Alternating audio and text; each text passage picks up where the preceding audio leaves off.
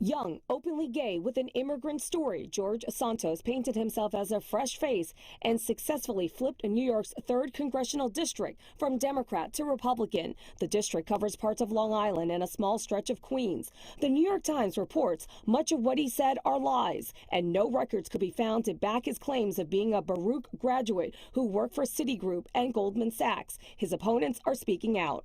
This person doesn't belong as dog catcher, let alone in the highest ranks of elected office in the country. That George Santos is dangerous and he's a fraud. Democrat Robert Zimmerman lost to Santos in a general election. He's calling for House lawmakers to open a formal investigation. Santos contributed $700,000 of his own money into his campaign, but the Times reports the source of the income is unclear. Fairleigh Dickinson political scientist Dan Cassino. We have no actually idea where any of his money came from, and that's really what's troubling. So the prospect here is that somebody went out and bought themselves a congressman.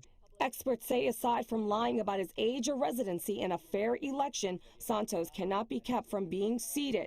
The new Republican-controlled House may not have the political appetite for an investigation. It seems unlikely Republicans would actually want to try and push him out in that way.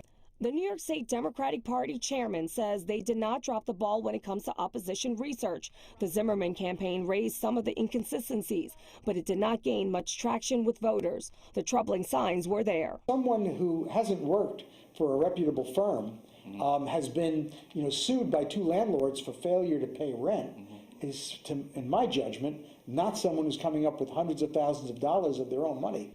Santos has not spoken out about the allegations, but we are hearing from his attorney, who said, quote, George Santos represents the kind of progress that the left is so threatened by, a gay, Latino, first-generation American, and Republican who won a Biden district.